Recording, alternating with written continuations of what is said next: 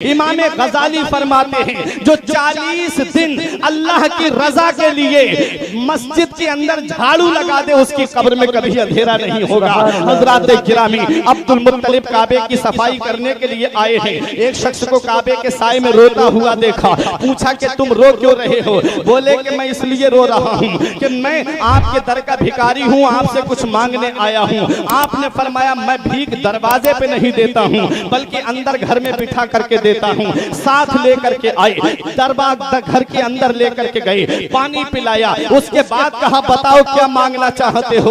उसने कहा मैं गरीब हूँ। उसने कहा कि मैं आपकी हैसियत के लायक तो नहीं हूँ, लेकिन मैं आज आपके बेटे अब्दुल्ला का रिश्ता मांगने के लिए आया हूँ। अब्दुल मुत्तलिब ने जब इतना सुना, ये नहीं कहा तेरी जमीन कितनी है, ये नहीं कहा कि तेरी प्रॉपर्टी कितनी है, ये नहीं कहा कि तू जहेज में क्या क्या देगा, ये नहीं कहा कि तू अपनी बेटी को जहेज में क्या क्या दे करके भेजेगा। फरमाया सिर्फ नाम बता अपनी बेटी का।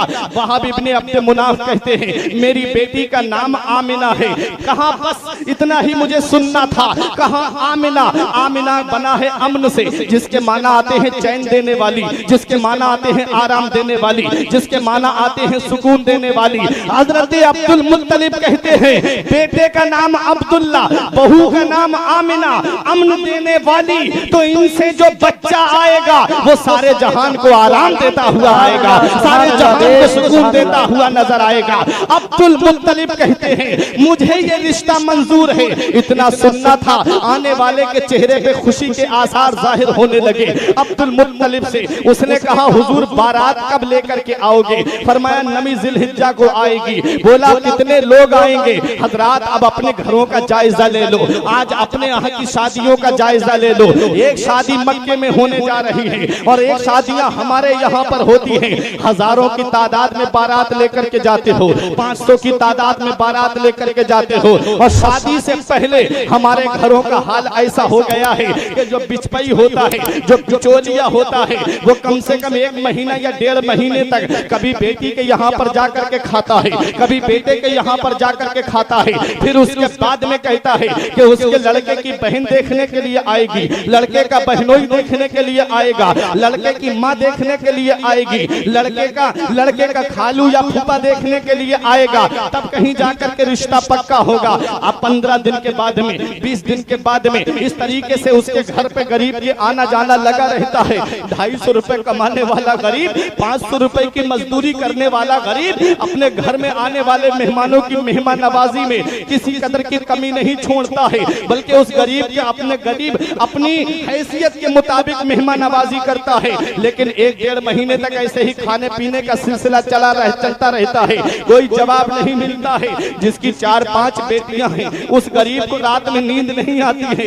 एक बेटी की शादी करने के बाद में इतना कर्ज उसके सर पे हो जाता है कि और बेटियों के सरों में चांदी उतर आती है। प्यारे कौन सा मुंह लेके जाओगे कयामत में महबूबे दावर के सामने? कौन सा चेहरा लेकर के जाओगे शाफे महशर के सामने? अपने घरों की शादियों का हाल देख लो और मक्के में अब्दुल मुत्तलिब के बेटे हजरत अब्दुल्ला की शादी का हाल देख लो। हजरत गिरामी, हमारे घरों का हाल ये है। हम ये कहना चाहते हैं अगर तो जब वो खाने का सिलसिला पूरा हो जाता है, 1 महीना 2 महीने तक उसके घर गरीब के आना जाना जब लगा रहता है, फिर उसके बाद में अगर रिश्ता पक्का हो गया तो ठीक है, रिश्ता मंजूर हो गया तो ठीक है। वरना बिचौलिया आकर के ये खबर दे देता है, बिचपई आकर के ये खबर दे देता है कि भाई बहन को लड़की पसंद नहीं है, बहनोई को लड़की पसंद नहीं है, बहन कह रही है मेरे भाई का जोड़ नहीं है, बहनोई कह रहा है मेरे साले का जोड़ नहीं है। अरे जब तेरे यहाँ पर जोड़ नहीं था तो तूने उस गरीब का खर्च क्यों कराया? जब तुझे रिश्ता करना ही नहीं था तो क्यों उस गरीब के घर पे गया तू जार करके ये कहने के लिए कि मैं रिश्ता करा दूंगा? याद रखो प्यारे मुसलमानों, नबी इरशाद फरमाते हैं मुझे मेरा वो उम्मती बहुत पसंद है जो निकाह में सबसे कम खर्च करता है।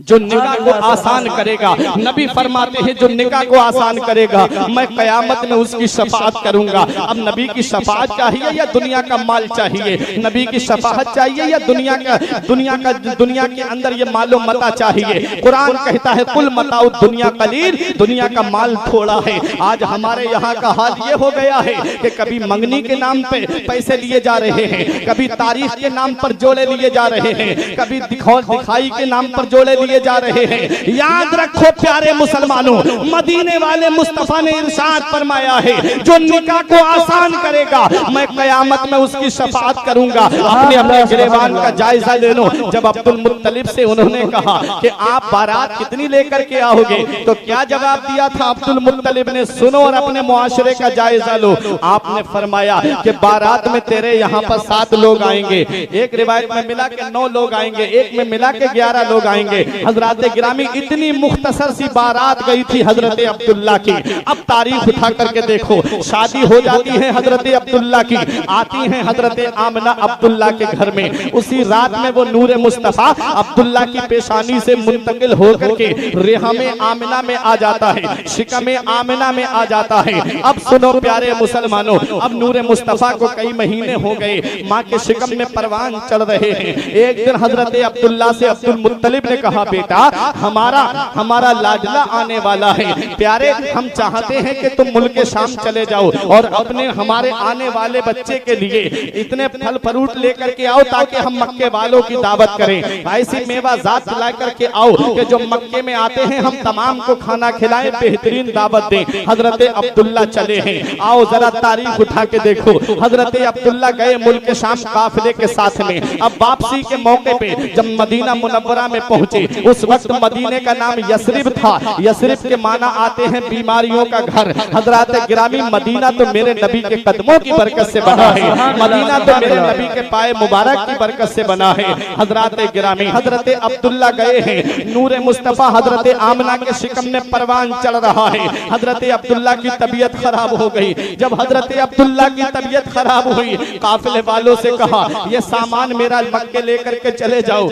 मेरे वालिद से कहना हो सकता है कि मैं अब आपके पास में ना आ पाऊं, लेकिन मेरे आने वाले बच्चे की आमद पर दावत में कोई कमी नहीं रहना चाहिए, खुशी का इजहार होना चाहिए। हजरत अब्दुल्ला मदीने मुनव्वरा में इंतकाल कर जाते हैं। हजरत अब्दुल्ला इस दुनिया ज़ाहिरी से पर्दा कर जाते हैं। अब जरा तारीख उठा करके देखो, चंद दिनों के बाद में हजरत आमिना ने अब्दुल मुत्तलिब से कहा अब्बा जान अब्दुल्ला की कोई खबर नहीं आई, अब्दुल्ला अभी तक नहीं आए हैं। हजरत अब्दुल मुत्तलिब ने कहा काफिला आएगा मैं उससे पूछूंगा। के लोग आए, सामान अब्दुल मुत्तलिब के सामने रख दिया। अब्दुल मुत्तलिब ने कहा मेरा बेटा अब्दुल्ला नहीं आया। लोगों में से एक ने आंसू पोंछते हुए कहा अब अब्दुल्ला इस दुनिया में नहीं रहे, अब अब्दुल्ला यहाँ पर वापस नहीं आएंगे। इतना सुनना था, अब्दुल मुत्तलिब सर पकड़ करके बैठ जाते हैं, सामान लेकर के घर जाते हैं। हजरत आमना खबर का इंतजार कर रही थी। मेरे आका हुजूर सल्लल्लाहु अलैहि वसल्लम अपनी माँ के शिकम में परवान चढ़ रहे हैं, नूरे मुस्तफा परवान चढ़ रहा है। बाप का साया सर से उठ गया है। जरा तारीख तो उठा के देखो, आज इस्लाम हम तक बड़ी आसानियों से पहुंच गया है। नहीं प्यारे, इस्लाम बड़ी कुर्बानियों के बाद पहुंचा है, इस्लाम बड़ी परेशानियों के बाद हम तक पहुंचा है। हजरत आमिना ने जब हजरत अब्दुल मुत्तलिब को आते हुए देखा, कहा बाबा क्या खबर लेकर के आए हो मेरे अब्दुल्ला की? अब्दुल मुत्तलिब कहते हैं बेटी कैसे कहूँ, मुझे बयान नहीं कर पा रहा हूँ। अब्दुल मुत्तलिब से कहा बताइए ना बाबा। हजरत अब्दुल मुत्तलिब ने कहा बेटी अब अब्दुल्ला इस दुनिया में नहीं रहे, अब अब्दुल्ला नहीं आएंगे। इतना सुनना था, हजरत आमना की आंखों के तले अंधेरा आ गया। रब की बारगाह में अर्ज करती है मेरे मौला अभी मेरा बेटा इस दुनिया में आया भी नहीं है। मौला तूने मेरे सहारे को पहले ही उठा लिया। तो गैब से आवाज आती है ऐ आमिना परेशान मत हो, हमने इनके वालिद का साया इसलिए उठाया है ताकि दुनिया देख ले कि जिसे मैंने अपना महबूब बनाया है उसे किसी के सहारे की जरूरत नहीं है, उसका खुदा उसका सहारा है और वो सारी खुदाई का साथ है। आमना रजी अल्लाह ताला अन्हा के पास से अब्दुल मुत्तलिब खाना काबा के पास में जाते हैं। खाना काबा के करीब में पहुंचते हैं, देखा कि चंद लोग वहां मक्के के बैठे हुए थे। बोले अब्दुल मुत्तलिब एक बात कहें आपसे। अब्दुल मुत्तलिब बोले कहो क्या बात है? कहा अब्दुल मुत्तलिब हमने सुना है तुम्हारी बहू आमिना तुम्हारे घर में रहती है? कहा हाँ रहती है। बोलो बोले हमने सुना है कि तुम्हारी बहू तुम्हारे बेटे का गम नहीं मनाती है, आमिना अब्दुल्ला का शोक नहीं मनाती है। कहा कौन कह रहा था? बोले मक्के की औरतें कह रही हैं, हमारे घर की खवातीन ने हमसे कहा है। हजरत गिरामी हजरत अब्दुल मुत्तलिब अपना सर झुकाए हुए खाना काबा के करीब से अपने घर पे आते हैं। हजरत अब्दुल मुत्तलिब की बीबी थी जिनका नाम फातिमा था। उन्होंने देखा शौहर का चेहरा मुरझाया हुआ है। बोली क्या बात है अब्दुल मुत्तलिब, आज कैसे तुम अफसोस में नजर आ रहे हो? अब्दुल मुत्तलिब ने कहा मक्के में किसी की हिम्मत नहीं जो एक जर्रा बराबर बात अब्दुल मुत्तलिब से कह दे, लेकिन आज बहू की वजह से मैं शर्मिंदा हो गया, आज बहू की वजह से मेरा सर नीचे झुक गया। बोली बात क्या है? कहा बात यह है कि मुझसे उन लोगों ने शिकायत की है कि उनके घर की औरतों ने कहा है कि आमिना अब्दुल्ला का गम नहीं मनाती, आमिना अब्दुल्ला का शोक नहीं मनाती। कहा कैसे कह रहे हो? बोले उनकी औरतों ने खबर दी है कि आमिना जिस गली से गुजर जाती है वो गली खुशबू से महक जाती है, वो गली खुशबू से मुअत्तर हो जाती है। हजरत गिरामी हजरत अब्दुल मुत्तलिब कहते हैं तुम पूछो आमिना से क्या वो खुशबू लगाती है? अब्दुल मुत्तलिब की बीबी ने कहा मैं नहीं पूछ सकती, 2-3 दिन पहले मैंने आमिना से ये सवाल करने के लिए मैं करीब गई थी,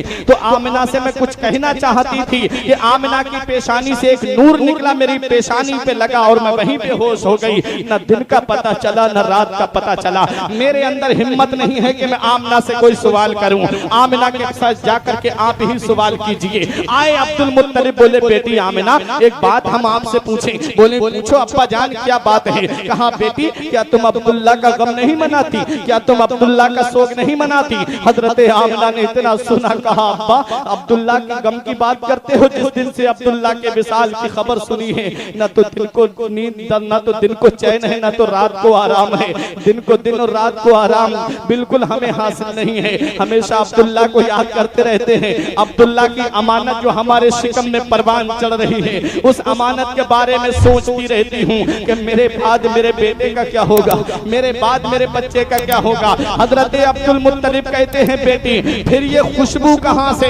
हजरत अब्दुल मुत्तलिब की बीबी फातिमा अपने घर में से एक मिट्टी छुटा करके लाई। बोली 24 घंटे पहले इस पे आमिना ने अपना हाथ रखा था, देखो खुशबू अभी तक आ रही है। तकिया उठा करके लाई। बोली इसमें कौन सी खुशबू लगाई है? इससे देखो खुशबू आ रही है। दुपट्टा लाई, कहा देखो इसमें खुशबू आ रही है। बोली यहीं पर खुशबू नहीं है बल्कि हरम में भी खुशबू महसूस होती है। तब